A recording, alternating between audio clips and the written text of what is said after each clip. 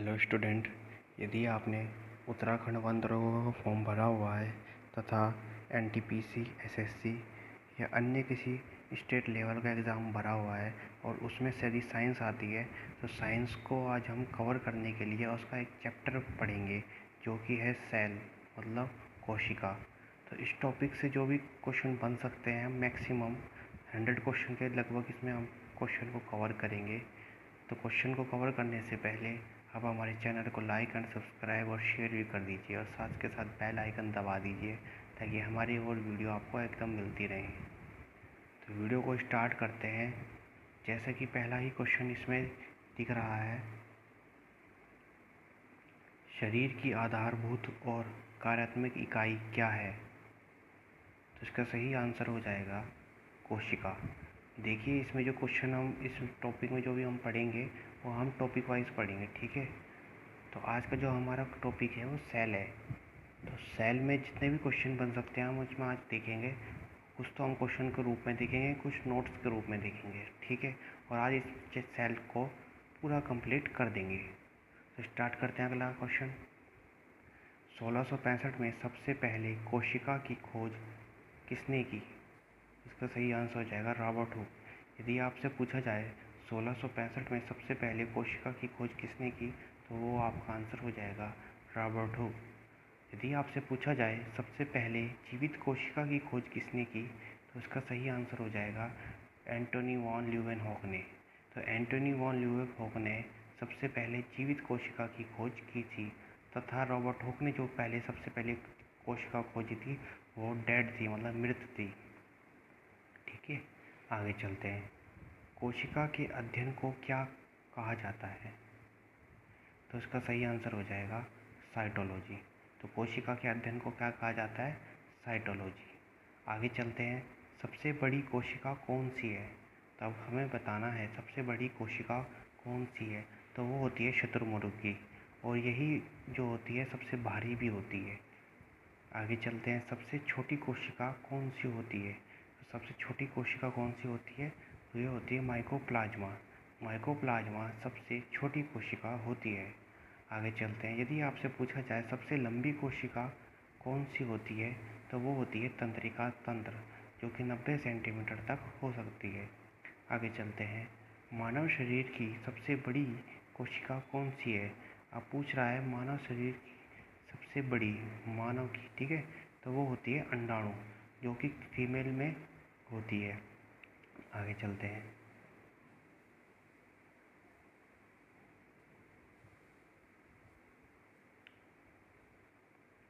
तो एक बार इनको फिर से डिवाइड कर लीजिएगा और आगे चलते हैं। मानव शरीर में सबसे छोटी कोशिका कौन सी है? अब यदि आपसे पूछा जाए मानव शरीर की सबसे छोटी कोशिका कौन सी है तो वो है शुक्राणु,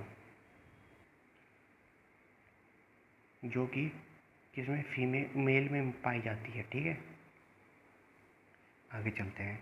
शरीर में कोशिकाओं की संख्या कितनी होती है? तो शरीर में कोशिकाओं की संख्या लगभग 10 की घात 14 होती है। शरीर में कोशिका की खोज कितनी होती है? तो 10 की घात 14 होती है।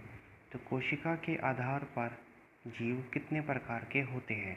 अब कोशिका के आधार पर यदि आपसे पूछा जाए जीव कितने प्रकार के होते हैं तो इसका सही आंसर हो जाएगा बहुकोशिकीय और एक कोशिकीय, मतलब 2 प्रकार के होते हैं। एक कोशिकीय में एक ही सेल होगा और बहुकोशिकीय में एक से ज़्यादा सेल पाए जाते हैं, ठीक है। एक कोशिकीय जीव का अब उदाहरण पूछा जाए तो हो जाएगा आपका अमीबा, पैरामीग्नीशियम, यूग्लिना, नीलहरित शैवाल। तो ये जो होते हैं एक कोशिकीय होते हैं, इनमें एक ही सेल पाया जाता है। और बहुकोशिकीय जीव का जो उदाहरण होता है वो होता है एनिमल और प्लांट सेल, ठीक है। एनिमल और प्लांट में बहुकोशिकीय सेल होते हैं, मतलब एक से ज़्यादा सेल पाए जाते हैं। आगे चलते हैं। कोशिका सिद्धांत 1839 में किसने दिया? तो ये दिया था स्लाइडेन एंड स्वान ने। स्लाइडेन एंड स्वान ने कोशिका सिद्धांत 1839 में दिया गया। नेक्स्ट क्वेश्चन देखते हैं। कौन कोशिका सिद्धांत का पालन नहीं करता है? जो ऊपर जो सिद्धांत दिया था उसमें कोशिका सिद्धांत का पालन कौन नहीं करता है, तो वो है वायरस। वायरस जो होता है कोशिका सिद्धांत का पालन नहीं करता है। आगे चलते हैं कि कोशिका सिद्धांत क्या है। तो अब कोशिका सिद्धांत क्या है उसको आज हम पढ़ेंगे। अब क्या है उसमें, सबसे पहले कोशिका सिद्धांत में क्या कहा गया था, कोई जीवित कोशिका एक या अधिक कोशिका से मिलकर बनी होती है। ठीक है, कोई जीवित कोशिका एक या अधिक कोशिकाओं से मिलकर बनी होती है।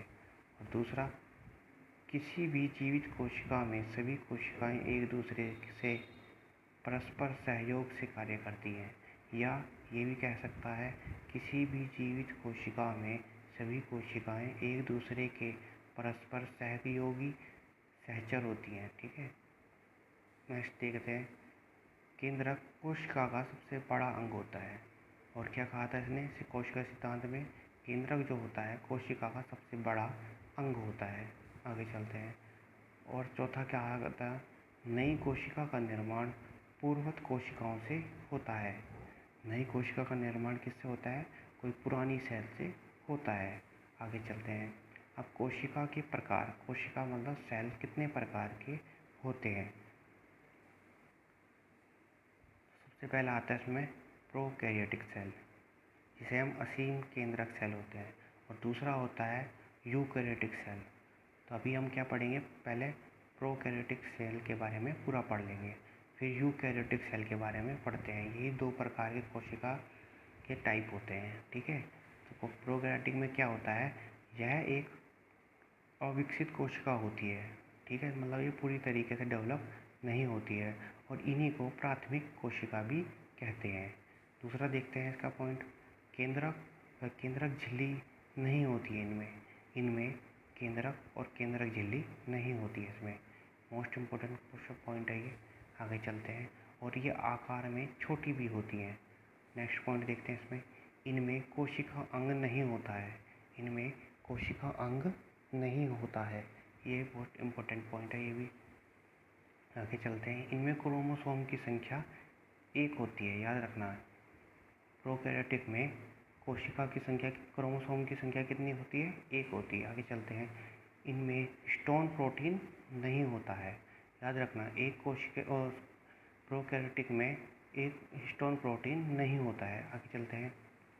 इनमें 30S, 50S, 70S प्रकार के राइबोसोम पाए जाते हैं। 30S, 50S और 70S प्रकार के राइबोसोम इनमें पाए जाते हैं। आगे चलते हैं। आगे हम यूकैरियोटिक के बारे में पढ़ेंगे, जिसे हम ससीम केंद्रक कोशिकाएं भी कहते हैं। तो इसके बारे में क्या होता है, ये विकसित कोशिकाएं होती है। ठीक है, जैसे हमारे शरीर और प्लांट सेल में होती है। दूसरा, इनमें केंद्रक और केंद्रक झिल्ली होती है।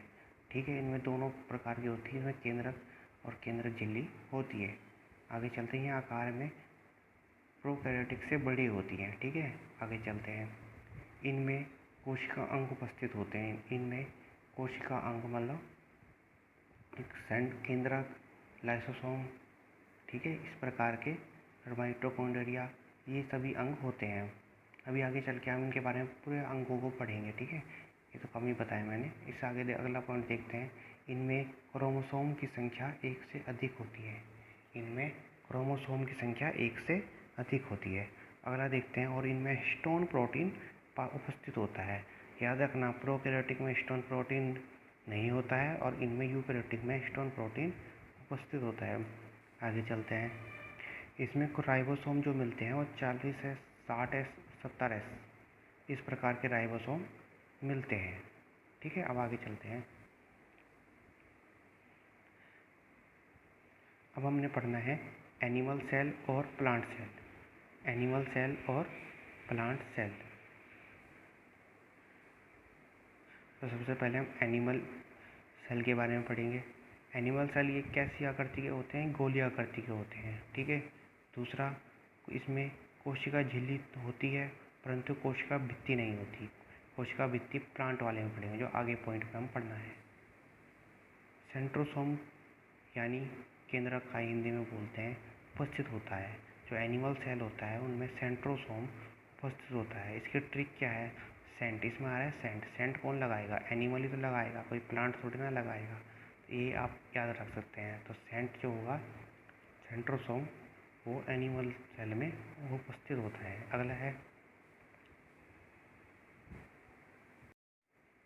अगला पॉइंट है लवक उपस्थित नहीं होते। इनमें क्या होता है? लवक उपस्थित नहीं होते हैं, याद रखना है आपने। नेक्स्ट पॉइंट देखते हैं। रिक्तिकाएँ अनुपस्थित होती हैं एनिमल सेल में। जो एनिमल सेल होते हैं उनमें रिक्तिकाएँ अनुपस्थित होती है, जिन्हें वैक्यूओल्स भी इंग्लिश में बोला जाता है। आगे चलते हैं प्लांट सेल में। प्लांट सेल में सबसे पहले है ये अनियमित आकृति के होते हैं। जो प्लांट सेल होते हैं उनकी आकृति कोई प्रॉपर नहीं होती है, ये अनियमित आकृति के होते हैं। आगे चलते हैं। इनमें कोशिका झिल्ली तो होती ही है, परंतु इसमें कोशिका भित्ति भी पाई जाती है, जो एनिमल सेल से अलग होती है। ठीक है, मतलब कोशिका भित्ति केवल प्लांट सेल में पाई जाती है, एनिमल सेल में नहीं पाई जाती है। अगला है सेंट्रोसोम, मतलब केंद्रक काय उपस्थित नहीं होता है। प्लांट सेल में केंद्रक काय, जिसे इंग्लिश में सेंट्रोसोम बोलते हैं, वो उपस्थित नहीं होता है। अगला है लाइसोसोम। लाइसोसोम इनमें अनुपस्थित होता है। जैसे मैंने ट्रिक बताई थी, लाई हमेशा एनिमल बोलते हैं, परंतु प्लांट थोड़ी ना बोलेंगे, तो इनमें प्लांट में अनुपस्थित हो जाएगा लाइसोसोम। आगे चलते हैं। लवक जो होते हैं प्लांट सेल में उपस्थित होते हैं। ये तो हमने पहले से ही पढ़ते हुए आए हैं कि लवक जो होते हैं केवल प्लांटों में मिलते हैं। आगे चलते हैं। रिक्तिकाएँ उपस्थित होती हैं इनमें, प्लांट सेल में रिक्तिकाएँ उपस्थित होती हैं। आगे चलते हैं। जैसे कि इसमें दोनों आप देख सकते हैं, एक प्लांट सेल है और एक एनिमल सेल है। दोनों में क्या क्या डिफरेंस है, आपको इतने सारे आपने पढ़ने नहीं है। जो पॉइंट मैंने पीछे लिखाए हैं आपने वही उनको देखना है। ठीक है, बाकी कुछ कॉमन होते हैं, वो आगे हम देखेंगे। ठीक है, अब आता है कोशिका अंग। कोशिका अंग में सबसे पहला आता है कोशिका झिल्ली। ठीक है, जिसे सेल मेम्ब्रेन भी बोलते हैं इंग्लिश में। तो इसमें से जो क्वेश्चन बनते हैं वो हम देखते हैं। सबसे पहले आपसे पूछा जाएगा कोशिका की सबसे बाहरी परत क्या कहलाती है? तो ये कहलाती है कोशिका झिल्ली।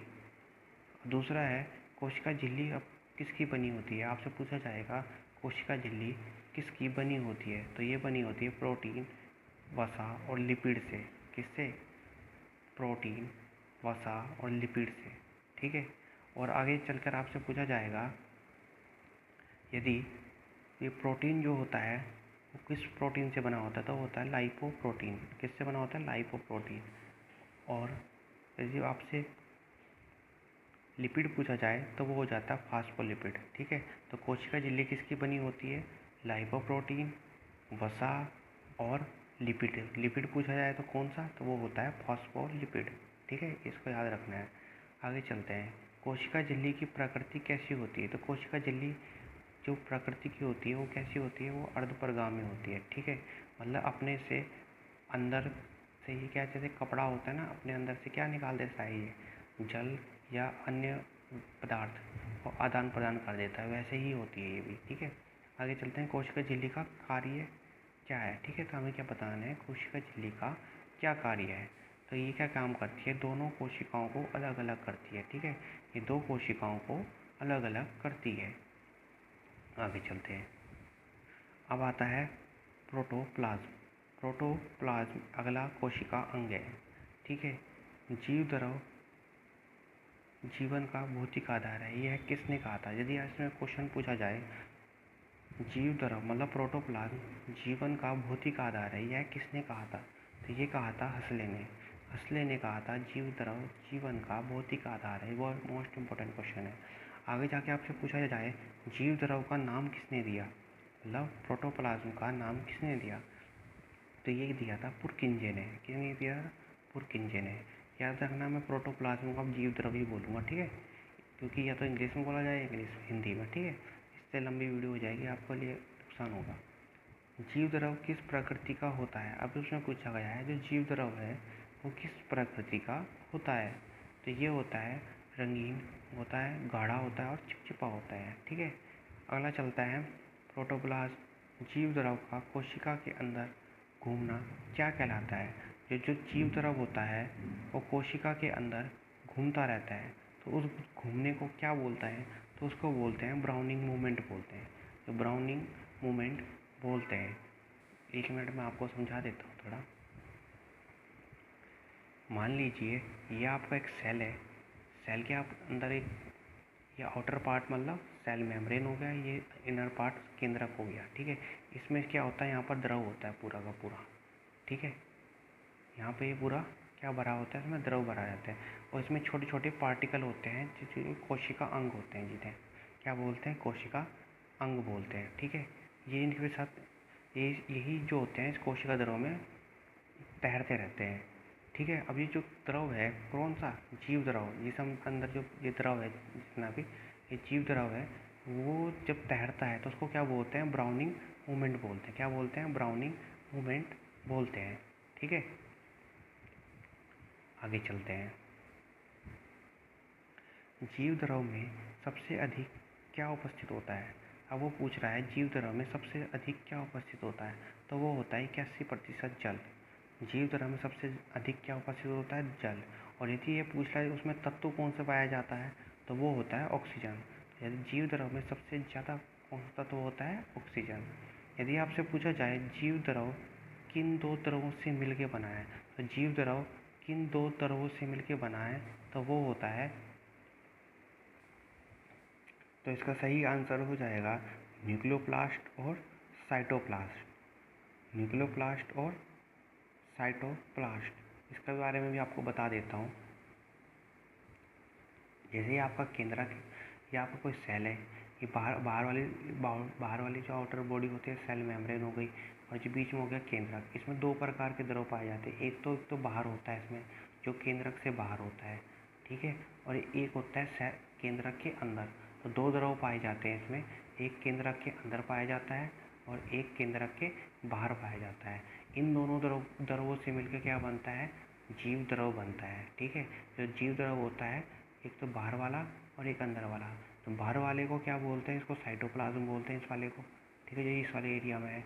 और जो अंदर केंद्रक के अंदर होता है न्यूक्लियोप्लास्ट बोला जाता है, ठीक है। और इन दोनों द्रवों से मिलकर जो द्रव बनता है वो होता है जीव द्रव, ठीक है। आगे चलते हैं।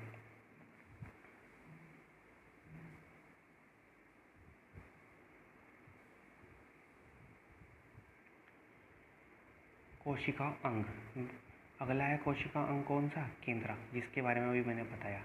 तो केंद्रक की खोज किसने की, यदि आपसे पूछा जाए केंद्रक की खोज किसने की, तो ये की थी रॉबर्ट ब्राउन ने। किसने की थी, रॉबर्ट ब्राउन ने, ठीक है। और कोशिका की खोज किसने की थी, रॉबर्ट हुक ने की थी। केंद्रक में क्या उपस्थित होता है, अब ये पूछ रहा है केंद्रक में क्या उपस्थित होता है। तो केंद्रक में न्यूक्लियस और क्रोमेटिक नेटवर्क पाए जाते हैं। क्या पाया जाता है, केंद्रिका और क्रोमेटिक नेटवर्क, मतलब न्यूक्लियोलस और क्रोमेटिक नेटवर्क। इसके बारे में भी मैं आपको बता देता हूँ।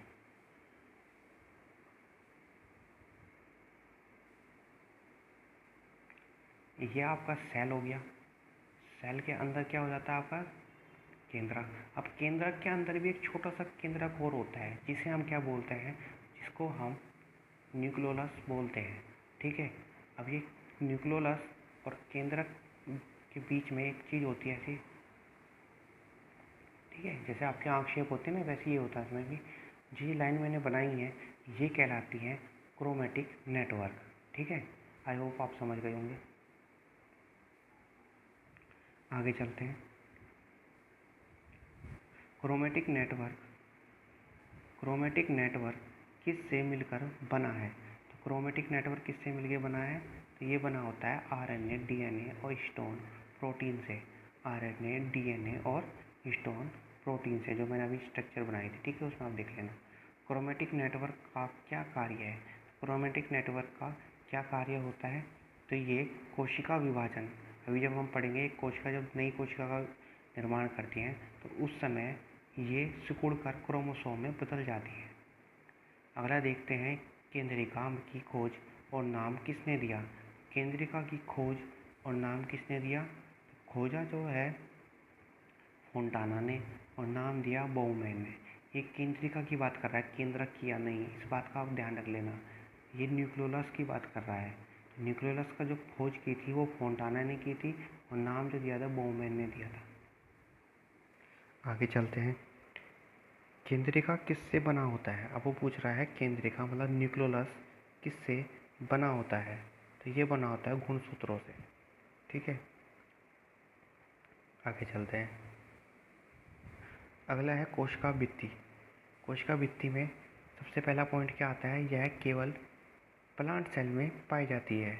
तो कोशिका भित्ति जो होती है, जैसे मैंने जब हम एनिमल सेल और प्लांट सेल में हमने डिफाइन किया था, तो ये केवल प्लांट सेल में ही पाई गई थी, ये मैंने पहले ही बता चुका हूँ। ठीक है, अब अगला पॉइंट देखते हैं। पादप कोशिका भित्ति 3 प्रकार के होते हैं। जो पादप कोशिका भित्ति होती हैं वो 3 प्रकार की होती हैं। सबसे पहला होता है पी लेयर। ठीक है, तो पादप कोशिका भित्ति 3 प्रकार की होती हैं। पहला पी लेयर। ठीक है, तो इस पी लेयर के बारे में पढ़ लेते हैं, जो कि इनर लेयर होती है। सबसे पहले जो सबसे प्लांट के सबसे अंदर होती है, ठीक है, उसके अंदर यह सेलुलोज और लिपिड से बनी होती है। जो पी लेयर होती है प्लांट सेल की, वो किसकी बनी होती है? वो सेलुलोज और लिपिड से बनी होती है। और दूसरा है, यह एक जीवित कोशिका होती है। ठीक है, आगे चलते हैं। आगे होती है एस लेयर, जिसे हम मिडल लेयर भी बोलते हैं। जो ये अगली लेयर होती है वो क्या होती है? एक जीवित कोशिका होती है। ठीक है, तो देखते हैं इसका पॉइंट। यह है लिग्नानिन, अर्थात जो एक गोंद जैसा होता है पेड़ में, से बना होता है। ठीक है, ये किससे बना होता है? लिग्नानिन से बना होता है एस लेयर। ठीक है, अगला पॉइंट देखते हैं। और यह क्या होती है? एक जीवित कोशिका होती है। तो ऊपर की जो पी लेयर होती है और एस लेयर जो होती है, ये क्या होती है? जीवित कोशिका के एग्जाम्पल होते हैं। ठीक है, अगला देखते हैं टी लेयर। अब टी लेयर जो होती है सबसे आउटर लेयर होती है। टी लेयर जो होती है वो सबसे आउटर लेयर होती है। उसमें जो कोशिका पाई जाती है वो डेड प्रोटोप्लाज्म से बनी होती है। ठीक है, जो ये किससे बनी होती है? डेड प्रोटोप्लाज्म से बनी होती है। और ये भी एक क्या होती है? मृत कोशिका होती है। ये भी क्या होती है? मृत कोशिका होती है। तो ऊपर की जो पी लेयर और एस लेयर में जो कोशिका पाई जाती है वो क्या होती है? डेड कोशिका, सॉरी, मतलब जीवित कोशिका होती है। और जो सबसे बाहरी परत होती है मतलब आउटर लेयर वाली, जिसे हम टी लेयर बोलते हैं, वो क्या होती है? एक मृत कोशिका होती है। आगे देखते हैं कोशिका भित्ति का काम क्या होता है। तो कोशिका भित्ति जो होती है मजबूती प्रदान करती है। किसको? प्लांट को। तो प्लांट को संरचनात्मक मजबूती प्रदान करती है। आगे देखते हैं इसका अगला पॉइंट। यह प्लांट को आउटर अटैक से रक्षा करती है। ये क्या करती है? आउटर अटैक से रक्षा करती है। नेक्स्ट पॉइंट आगे चलते हैं ना। आगे है कोशिका अंग। अगला है कोशिका अंग कौन सा है? Endoplasmic reticulum, अंतर्द्रावी जालिका। अंतर्द्रावी का जालिका। तो चलिए देखते हैं अब इसके बारे में, एंडोप्लाज्मिक रेटिकुलम के बारे में। इसकी खोज जो है पोर्टर ने की। इसकी खोज पोर्टर ने की थी। देखते हैं इसके पहले पॉइंट। यह कोशिका झिल्ली और केंद्रक झिल्ली के मध्य होती है। ठीक है, यह किस किस के मध्य होती है? कोशिका झिल्ली और केंद्रक झिल्ली के मध्य होती है। इसका डायग्राम देख लेते हैं। ये आउटर पार्ट हो गया कोशिका का, ये क्या हो गया? हमारा केंद्रक हो गया। तो इसके बीच में होती है ये ऐसे इस तरीके से। ठीक है, तो इसमें भी 2 प्रकार की ER होती है। एंडोप्लाज्मिक रेटिकुलम तो कितने प्रकार की होती है? भी 2 प्रकार की होती है। एक सॉफ्ट होती है, ठीक है, और एक रफ होती है, याद रखना है। एक सॉफ्ट एंडोप्लाज्मिक रेटिकुलम होती है और एक रफ एंडोप्लाज्मिक रेटिकुलम होती है। अगला पॉइंट देखते हैं इसमें। इसी कोशिका को इसे कोशिका का कंकाल तंत्र भी कहा जाता है। जो एंडोप्लाज्मिक रेटिकुलम होता है उसे कोशिका का कंकाल तंत्र भी कहा जाता है, जिसकी खोज पोर्टर ने की थी। आगे चलते हैं। इसे 2 प्रकार के होते हैं। ये 2 प्रकार के होते हैं, कौन कौन से बताया मैंने? सॉफ्ट और रफ ER। ER का मतलब एंडोप्लाज्मिक रेटिकुलम। आगे चलते हैं। सॉफ्ट अंतर्द्रावी जालिका, जिसे हिंदी में अंतर्द्रावी जालिका बोलते हैं, में राइबोसोम नहीं मिलता है। ये इम्पोर्टेंट पॉइंट है। जो सॉफ्ट ER होता है उसमें राइबोसोम नहीं मिलता है और यहाँ पर स्टेरॉयड का संश्लेषण होता है। किसका होता है? स्टेरॉयड का संश्लेषण होता है। अगला पॉइंट देखते हैं। और जो खुरदरा मतलब जो रफ अंतर्द्रव्य जालिका होती है, मतलब रफ एंडोप्लाज्मिक रेटिकुलम जो होता है उसमें राइबोसोम मिलता है तथा प्रोटीन का संश्लेषण करता है। तो याद रखना है, आपसे क्वेश्चन ये पूछा जाएगा कि किस में प्रोटीन का संश्लेषण होता है, तो वो होता है रफ ईआर में, ठीक है। और यदि आपसे पूछा जाए कि स्टेरॉइड का संश्लेषण कहाँ पर होता है, तो वो होता है सॉफ्ट ईआर में। और इससे एक और क्वेश्चन बन सकता है कि राइबोसोम का संश्लेषण कौन करता है, राइबोसोम किस में उपस्थित होता है, तो वो होता है खुरदरे वाले में।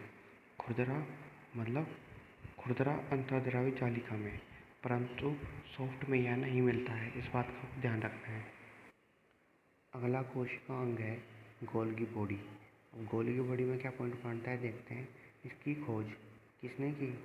कैमिलो गोल्गी ने की। किसने की? कैमिलो गोल्गी ने। अगला पॉइंट देखते हैं, यह साइटोप्लाज्म में किसी पदार्थ को एक स्थान से दूसरे स्थान तक पहुंचाता है। तो इसका काम क्या है?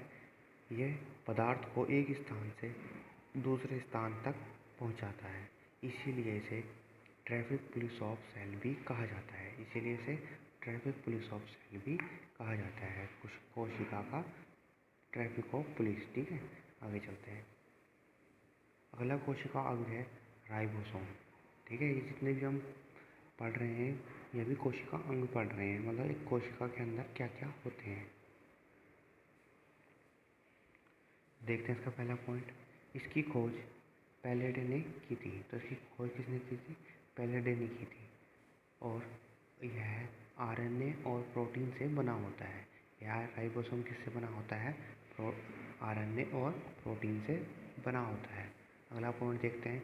इसमें साइटोप्लाज्म में फैला रहता है। ये जो होता है राइबोसोम, ये किसमें फैला होता है? साइटोप्लाज्म में फैला होता है। जो जो हमने पढ़ा है जीव द्रव, उसी में ये फैला हुआ होता है। आगे चलते हैं। यह सबसे छोटा कोशिका अंग होता है। यदि आपसे पूछा जाए सेल का मतलब कोशिका का सबसे छोटा अंग कौन सा होता है, तो यही होता है राइबोसोम, ठीक है। आगे चलते हैं। इसका काम क्या होता है? यह प्रोटीन का संश्लेषण करता है। यहीं पर प्रोटीन का क्या होता है? संश्लेषण होता है। सेल फैक्टर देखते हैं। Factor of protein factory of protein भी इसी को कहा जाता है। क्यों कहा जाता है? क्योंकि यह प्रोटीन का संश्लेषण करता है। प्रोटीन के संश्लेषण के कारण इसे फैक्ट्री ऑफ प्रोटीन कहा जाता है। आगे चलते हैं। एक और टर्म आपने याद रखनी है, राइजोबियम, ठीक है। राइजोबियम जो होता है सेल में पाया जाता है, ठीक है। ये किस में पाया जाता है? सेल में पाया जाता है। और राइजोबियम जो होता है वो पेड़ तलहनी पौधों की जड़ों में पाया जाता है। किसके? तलहनी पौधों की जड़ों में। अगला कोशिका अंग है माइटोकॉन्ड्रिया। माइटोकॉन्ड्रिया, ठीक है। इसे तो हम बचपन से पढ़ते हुए आ रहे हैं। इसकी खोज किसने की? ऑल्टमैन ने। और नाम दिया ब्रेंडा ने, ठीक है। कभी कभी एक साथ भी दे देता है इन दोनों के नाम, ऑल्टमैन और ब्रेंडा, ठीक है। ऑल्टमैन ने खोजा था और ब्रेंडा ने इसका नाम दिया था। आगे चलते हैं। इसे कोशिका का शक्ति ग्रह भी कहा जाता है। इसे कोशिका का शक्ति ग्रह भी कहा जाता है। क्यों कहा जाता है? क्योंकि इसमें 38 एटीपी का निर्माण होता है, क्योंकि इसी में जाके क्या होता है? ऊर्जा का निर्माण यहीं पर होता है। आगे चलते हैं।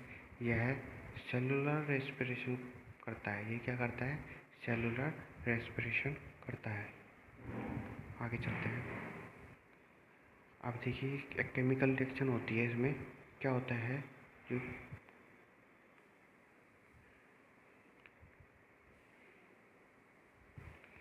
ये जो ग्लूकोज है, ये ग्लूकोज है और ये ऑक्सीजन हम जो सांस के द्वारा लेते हैं, ये क्या होता है? जब इस सेल में आके मिलते हैं तो क्या बनाते हैं?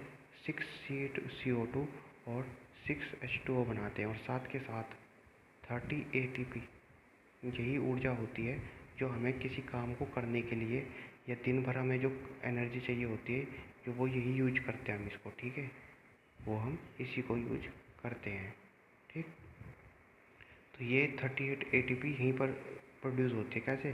जब ग्लूकोज और ऑक्सीजन का क्रिया होती है तो ग्लूकोज टूटकर क्या बनता है? CO2 और H2O बनाता है। और साथ के साथ 38 ATP का निर्माण होता है, ठीक है। एटीपी का फुल फॉर्म होता है एडिनोसिन ट्राइफॉस्फेट। ठीक है, आगे चलते हैं।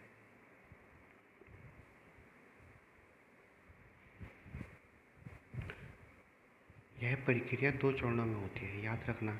यह प्रक्रिया 2 चरणों में होती है, एक तो माइटोकॉन्ड्रिया में होती है और एक जीवित द्रव्य में होती है। ठीक है, पहली प्रोसेस को हम क्या बोलते हैं? ग्लाइकोलाइसिस साइकिल बोलते हैं। पहले चरण को क्या बोलते हैं? ग्लाइकोलाइसिस साइकिल बोलते हैं। और दूसरी को क्रेब्स साइकिल बोलते हैं। ये ग्लाइकोलाइसिस साइकिल होती है वो कहाँ पर होती है? ये होती है जो कोशिका द्रव होती है उसमें होती है, और जो क्रेब्स साइकिल होती है वो होती है माइटोकॉन्ड्रिया में। ठीक है, आगे चलते हैं। अगला कोशिका अंग है लाइसोसोम। लाइसोसोम क्या होता है? इसकी खोज जो है टी टूबे ने की थी। किसने की थी?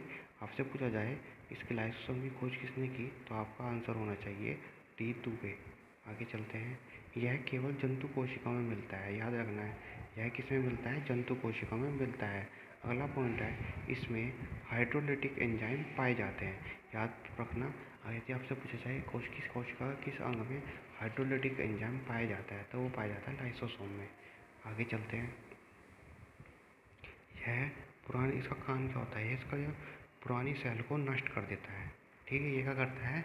जो पुरानी सेल होता है, ये जो अपशिष्ट प्राप्त पदार्थ होता है हमारे सेल में, उसको क्या कर देता है? नष्ट कर देता है। ठीक है, और क्या कैसे करता है ये?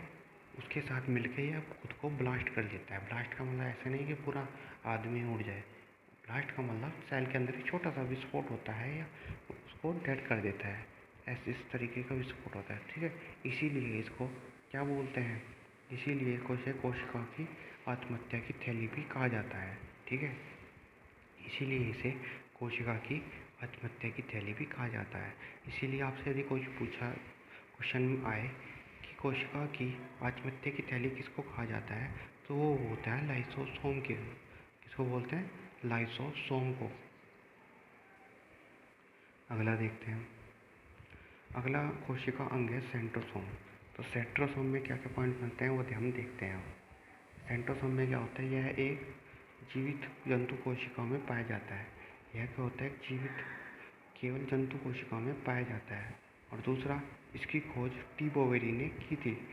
सेंट्रोसोम की खोज किसने की थी? टी बोवेरी ने की थी। और साथ के साथ यह कोशिका विभाजन में मदद करता है। जो सेंट्रोसोम होता है क्या होता है? कोशिका विभाजन में मदद करता है। जब 1 से 2 कोशिकाएं होती हैं तो क्या होता है? तो ये उसमें मदद करता है। आगे चलते हैं। अगला होता है प्लास्टिड। प्लास्टिड मैंने आपको बताया था लवक। ये किसमें पाया जाता है? यह हमेशा प्लांट सेल में पाया जाता है। किसमें मिलता है? प्लांट सेल मतलब पादप कोशिका। ठीक है, आगे चलते हैं। इसकी खोज किसने की थी? तो इसकी खोज को ई हैकल। तो इनकी खोज किसने की है? लवक की ई हैकल ने की है, जिसे इकोलॉजी का पिता भी कहा जाता है। ठीक है, तो ई हैकल ने लवक की मतलब प्लास्टिड की खोज की है, जिसे इकोलॉजी का पिता भी कहा जाता है। आगे चलते हैं। लवक 3 प्रकार के होते हैं, आपको पता होना चाहिए। लवक 3 प्रकार के होते हैं। पहला होता है क्लोरोप्लास्ट। पहला क्या होता है? क्लोरोप्लास्ट।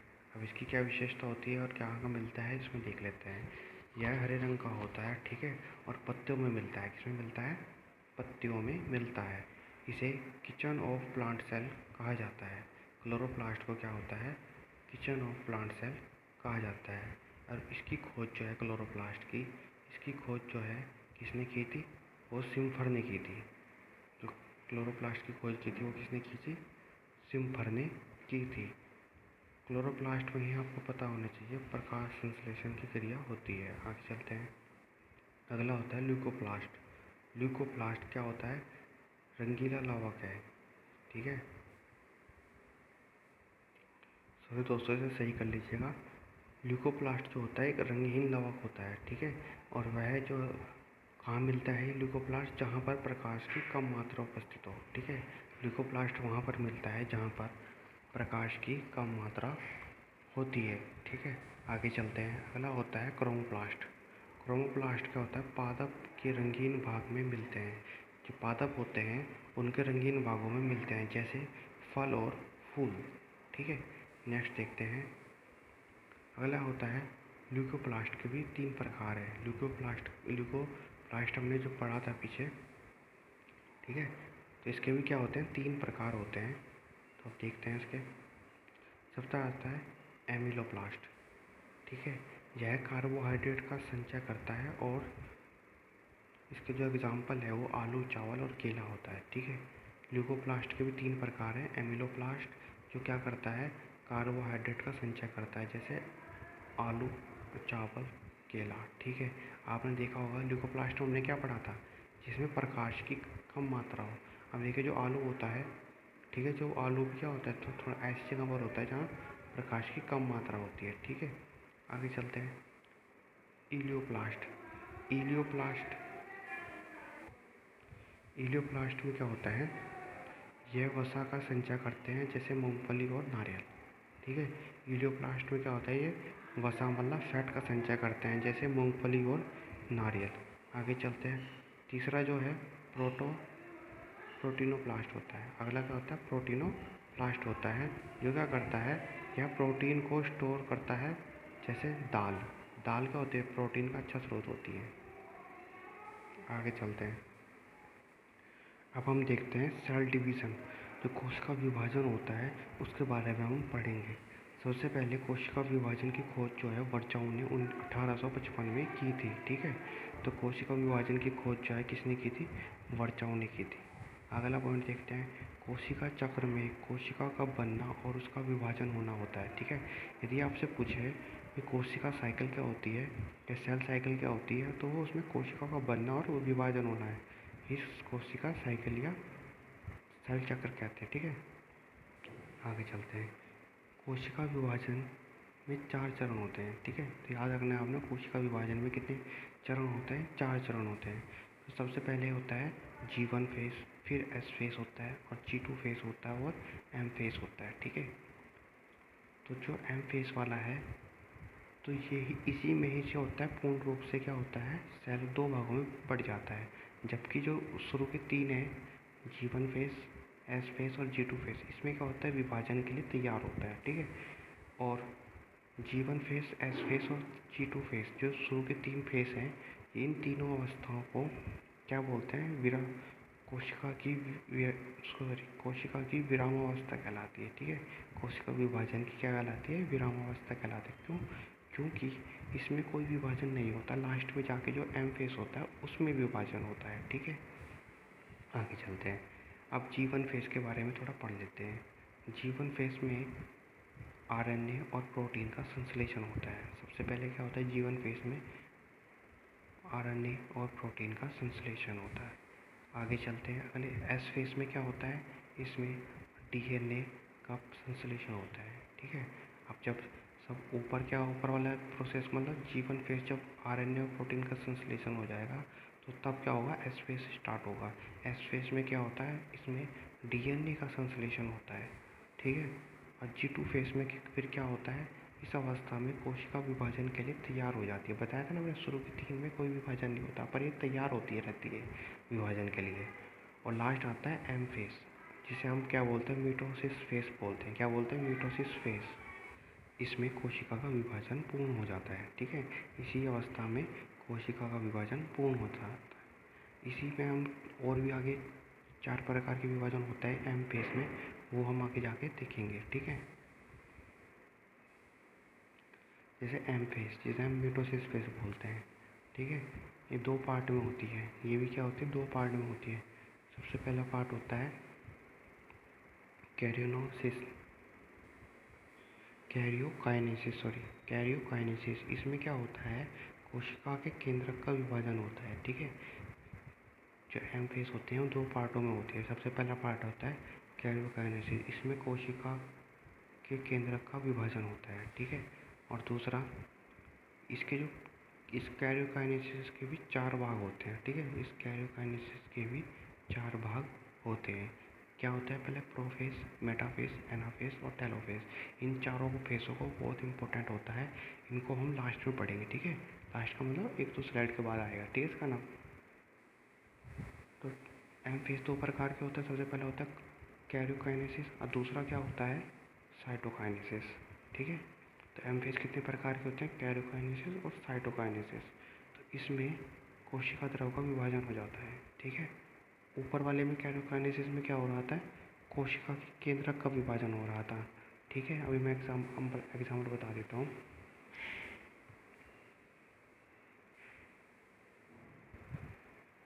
जैसे ये कोशिका है, कोशिका के अंदर केंद्रक है, ठीक है। इस केंद्रक में क्या होता है? ये दो भागों में ऐसे बंट जाती है ऐसे, ठीक है। पहले धीरे धीरे ऐसे ऐसे होते होते ये क्या होता है? यहाँ से कट जाती है। लास्ट में क्या होता है? सेल। ये सेल है, सेल में दो कोशिका बन जाती है। इसको क्या बोलते हैं? इसी को बोलते हैं कैरियोकाइनेसिस। इसी को बोलते हैं कैरियोकाइनेसिस। मतलब अभी कोशिका अलग नहीं हुई, परंतु कोशिका में जो एक केंद्रक था उसमें दो केंद्रक बन गए हैं, ठीक है। और दूसरा होता है साइटोकाइनेसिस। इसमें कोशिका द्रव समझ रहे हो? जो इसके चारों तरफ फैला रहता है, इस केंद्र के चारों ओर फैला हुआ रहता है, उसको बोलते हैं कोशिका द्रव, ठीक है। अब क्या होता है? इसमें भी विभाजन हो जाता है इस तरीके से, ठीक है। यहाँ से अलग हो जाती है और ये जो होते हैं दो कोशिका का निर्माण हो जाता है यहाँ पर, और दोनों कोशिकाओं में केंद्रक उपस्थित होता है, ठीक है। तो ये प्रोसेस होती है। आगे चलते हैं। Type of cell division. अब कोशिका विभाजन के प्रकार क्या क्या हैं, ठीक है। अभी हमने पढ़ा था कोशिका के स्टेप कौन कौन से होते हैं। अब हम पढ़ेंगे कोशिका जो सेल होती है उनके डिवीज़न के प्रकार कौन कौन से। सबसे पहला होता है एमिटोसिस, मतलब असूत्रीय विभाजन। क्या होता है? असूत्रीय विभाजन। इसकी खोज भी किसने की थी? वर्चाओ ने की थी, ठीक है। इसके बारे में पहले पढ़ लेते हैं। असूत्रीय विभाजन जो होता है प्रोकैरियोटिक कोशिकाओं वाले जीवों में होता है, ठीक है। किन जीवों में होता है? प्रोकैरियोटिक कोशिका वाले जीवों में होता है तथा एक कोशिकीय जीव, ठीक है। दोनों ही ऑप्शन हो सकते हैं, तो दोनों ऑप्शन लगेंगे, प्रोकैरियोटिक कोशिकाएं और एक कोशिकीय जीव। तो क्योंकि प्रोकैरियोटिक कोशिका जो होती है वो एक कोशिका जीव होते हैं। आगे चलते हैं। इसमें साइटोप्लाज्मिक का कोई हिस्सा अलग होकर नया कोशिका का निर्माण करता है। इसमें क्या होता है? साइटोप्लाज्मिक का कोई हिस्सा अलग होकर नया कोशिका का निर्माण होता है, ठीक है। आगे चलते हैं। उदाहरण जैसे अमीबा हो गया, पैरामीशियम हो गया, यीस्ट हो गया, प्रोटोजोआ हो गया, बैक्टीरिया हो गया, यूग्लिना हो गया और बीच ये है, मतलब ग्रीन एल्गी, ठीक है। Blue green algae. इनमें जितना भी प्रकार का विभाजन होता है वो कैसे होता है? एमिटोसिस होता है, मतलब असूत्रीय विभाजन होता है, ठीक है। आगे चलते हैं। अगला होता है मिटोसिस, जिसे हम क्या बोलते हैं? समसूत्रीय विभाजन। क्या होता है? समसूत्रीय विभाजन। जैसे हमारी सेलों में होता है, जो हमारी सेल होता है, एनिमल सेल होता है, ठीक है। उनमें कैसा होता है? इसी प्रकार का होता है। जैसे यूकैरियोटिक जीवों में समसूत्रीय विभाजन होता है, मतलब जब हमारी सेल 1 से 2 होंगी तो उनमें समान गुणसूत्र होंगे, ठीक है। क्या होंगे? समान गुणसूत्र होंगे। तो यूकैरियोटिक जीवों में समसूत्रीय विभाजन होता है तथा बहुकोशिकीय जीवों में, ठीक है। तो किन में? एक तो यूकैरियोटिक जीवों में, तथा जो जिनमें एक से ज़्यादा कोशिकाएं होती हैं, जिन्हें बहुकोशिकाएं बोलते हैं, उनमें क्या होता है?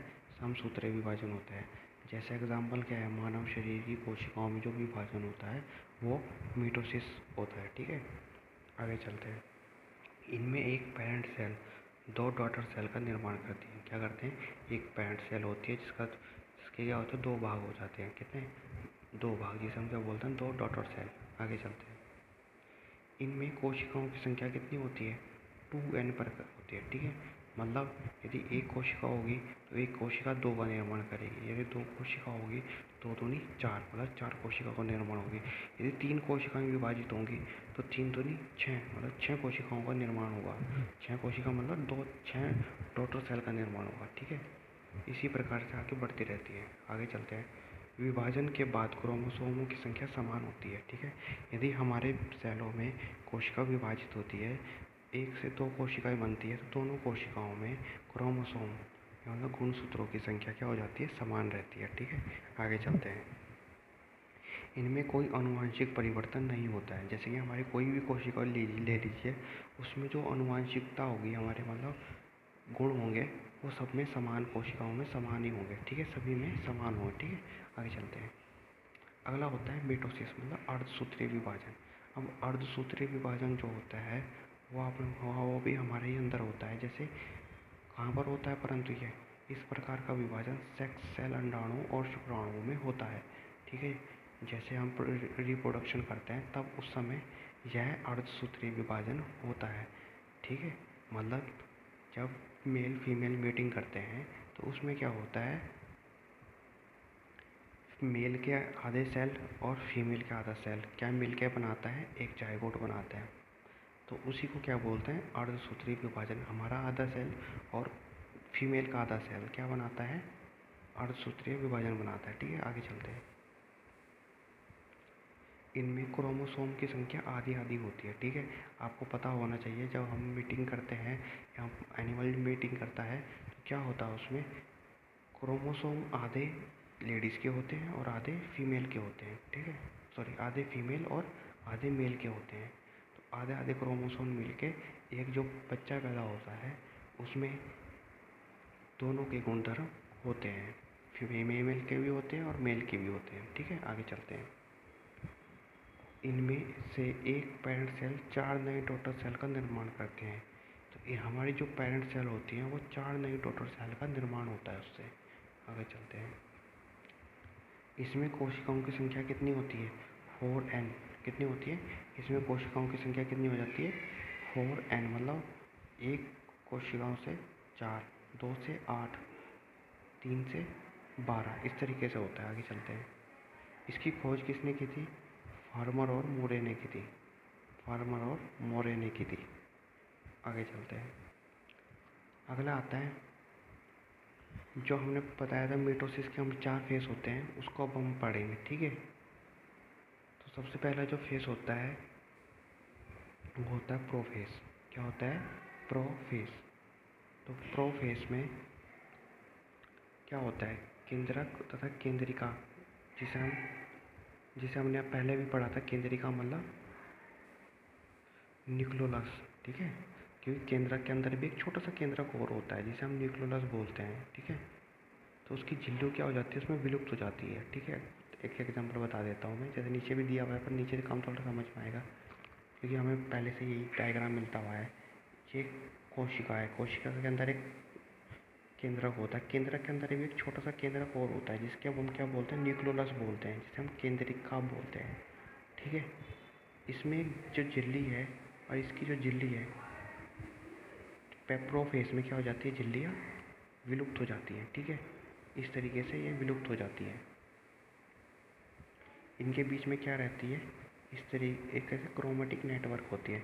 तो आप देख रहे हो इसकी झिल्ली हट गई यहाँ से, हट गई यहाँ से, और दूसरा ये वाली झिल्ली भी यहाँ से हट गई। तो ये दोनों झिल्लियाँ यहाँ से हट के बस क्या रह गया, यहाँ पर क्रोमेटिक नेटवर्क रह गया, ठीक है। क्या रह गया, क्रोमेटिक नेटवर्क रह गया। इसे एरेज कर देते हैं। आगे चलते हैं। देखिए अगला होता है मिटोसिस फेज। जैसे कि इसमें पहला जो डायग्राम दिख रहा है इसमें ये सामान्य स्थिति है सेल की, ठीक है, इंटरफेस बोलते हैं। अगला जो इसमें हम मिटोसिस का जो पहला फेज है इसमें जो सेकंड वाला दिखा रहा है, तो उसमें दिखा रहा है क्या होता है कि केंद्रक और केंद्रिका झिल्ली विलुप्त हो जाती है, ठीक है। और दूसरा है मिटोफेस। अगला क्या है, मेटाफेस। मेटाफेस में क्या होता है, क्रोमेटिक नेटवर्क सिकुड़कर क्रोमोसोम में बदल जाती है, ठीक है। जो तीसरे वाली स्थिति है उसमें क्या होता है, जो क्रोमेटिक नेटवर्क जो है सिकुड़कर क्रोमोसोम में बदल जाती है, जैसे मैंने अभी बताया ना आपको। इस तरीके से जब कोशिका झिल्ली और केंद्रिका झिल्ली की हट गई तो ये जो क्रोमेटिक नेटवर्क बीच में बचा हुआ है, ये अगली प्रोसेस में क्या होता है, ये तीसरी वाली है, इस वाली में ये ऐसे सिकुड़ जाती है, ऐसे सिकुड़ जाएगी। क्या हो जाएगी, ऐसे सिकुड़ जाती है। ये तार जैसी संरचना है, ये क्या हो जाती है, ऐसे सिकुड़ जाती है, ठीक है। अगला फेस देखते हैं। ये किस वाले फेस में होती है, ये तीसरे वाले फेस में होती है, मेटाफेस में।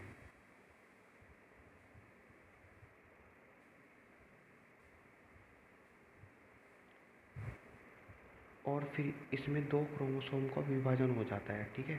और इसी में क्या होता है, 2 क्रोमोसोम का विभाजन हो जाता है, देख रहे हो आप इसमें। फिर क्या हो जाता है, इसमें 2 क्रोमोसोम का विभाजन हो जाता है, ठीक, जैसे मैंने अभी बताया था, ये क्रोमेटिक नेटवर्क क्या हो गई, सिकुड़ गई, ऐसे क्या हो गई, सिकुड़ गई। फिर इसके बाद क्या हो जाते हैं, सिकुड़ने के बाद ये दो भाग बन जाते हैं इस सेल के अंदर ही। सेल के अंदर ही क्या हो जाते हैं, दो भाग ऐसे बन जाते हैं। ठीक है,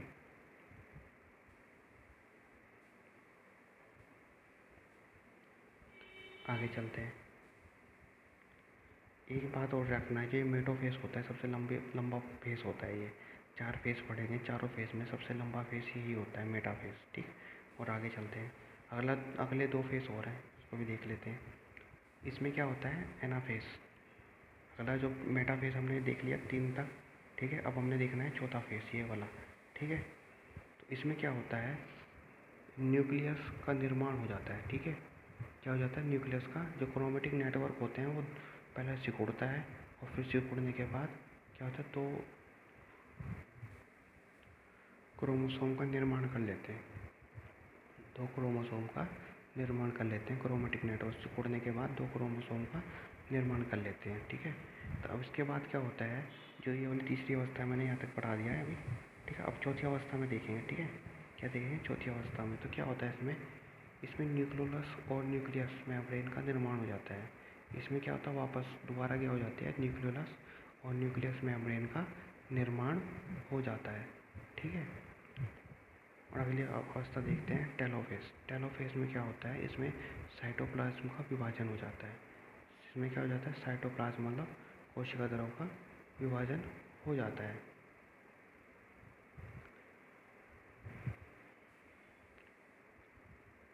और क्या हो जाता है, इसमें नया सेल का निर्माण हो जाता है। इसमें क्या हो जाता है, नया सेल का निर्माण हो जाता है। मैं आपको एक बार और फिर से कंप्लीट करके बता देता हूँ। सबसे पहला हमने पढ़ा था प्रोफेज। प्रोफेज में क्या होता है, एक ये सेल होता है। ठीक है, सेल के अंदर होता है केंद्रक, और केंद्रक के अंदर होता है केंद्रिका। ठीक है, और इन दोनों के मध्य, दोनों केंद्रक और केंद्रिका के मध्य होता है क्रोमेटिक नेटवर्क। ठीक है, ठीक है, प्रोफेज में क्या होता है, ये केंद्रक केंद्रक झिल्ली और केंद्रिका झिल्ली ये हट जाती है, और क्या रह जाता है, केंद्रक क्रोमेटिक नेटवर्क रह जाता है इस तरीके से। ठीक है, क्रोमेटिक नेटवर्क के बाद क्या हो जाता है, अगला फेज बनता है जिससे हम क्या बोलते हैं, मेटाफेज बोलते हैं। मेटाफेज में क्या होता है, ये सिकुड़ जाता है, ये क्रोमेटिक नेटवर्क क्या हो जाता है, ये अंदर वाला स्ट्रक्चर बना रहा हूँ मैं बस केवल, ये ऐसे सिकुड़ जाता है। ये तार वाली संरचना इसके अंदर जो होती है ना, ऐसे सिकुड़ जाती है। फिर क्या होता है, उसी फेज में, मेटाफेज में ही ये दो अंदर ही अंदर दो ऐसी गांठें बना लेती है इस तरीके से, जिसको हम क्या बोलते हैं, 2 क्रोमोसोम बोलते हैं कि 2 क्रोमोसोम का निर्माण हो चुका है। 2 क्रोमोसोम का निर्माण होने के बाद क्या होता है,